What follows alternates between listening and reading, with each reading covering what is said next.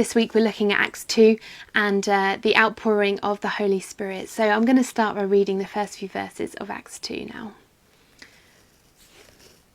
When the day of Pentecost arrived, they were all together in one place, and suddenly there came from heaven a sound like a mighty rushing wind, and it filled the entire house where they were sitting. And divided tongues as of fire appeared to them and rested on each one of them.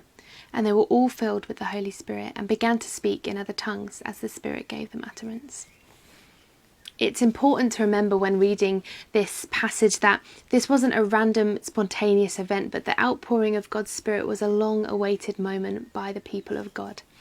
If you read the Old Testament, you can read about the prophets speaking of a time that God would pour out his Spirit, not just on specific people, but on all flesh, on young and old, on male and female.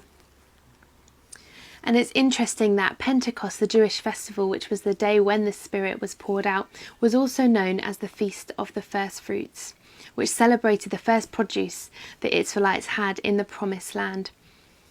And just as when the Israelites left Egypt, it was the dawn of something new, they went on a journey through the wilderness to enter the Promised Land. When God poured out his Spirit, it was the dawn of something new and the first fruits of what was to come. Now a pillar of fire led Israel out of Egypt and guided them through the wilderness. And now Holy Spirit fire rested on each of the disciples, empowering them to live this new life in the power of the Holy Spirit and fulfill the commission that Jesus had given them to go and make disciples. So God was continuing his plan of salvation through the work of his disciples. And the symmetry we see between the story of the Israelites and then the story of Jesus' disciples as they were filled with the Holy Spirit just shows God's faithfulness and reminds the disciples that God is faithful and that he fulfills his promises. The last thing that Jesus said to his disciples before he ascended into heaven was that I will always be with you, I will never leave you. And he promised he would send one like him to help them through everything they were about to go through. His presence was promised as an assurance, as a seal. And God fulfilled his promise by sending the Holy Spirit.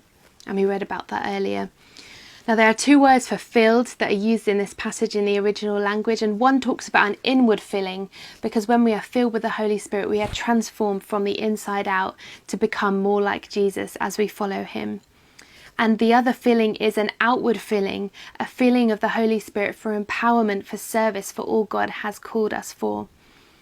And we can see with the disciples that when they were filled with the Holy Spirit they were empowered to go and preach the gospel to all those who were gathered that day. And just like the disciples received the Holy Spirit for those two purposes, for inward transformation and for outward service to God, we too have access to this amazing Holy Spirit which empowers us in our day-to-day lives and helps us to do everything God has called us to do. I love how in the passage it says rested on each one of them. You know, it didn't just rest in the room and people sort of grabbed it. It rested on each one of them. It was specific to each member who was gathered there. It shows that God values each one of us and wants us each to be filled and empowered by the Holy Spirit as we live our lives.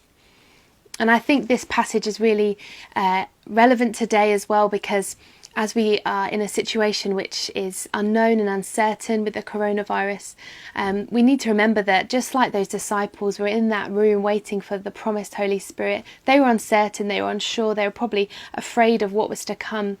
But they knew that God had promised to be with them and to send the Holy Spirit. And just like they held on to God's promises, then we can hold on to God's promises now that he will always be with us and that he has a plan and he knows what he's doing. And we can see through the whole story of the Bible how God has always been faithful and always had a plan, so we can trust him today.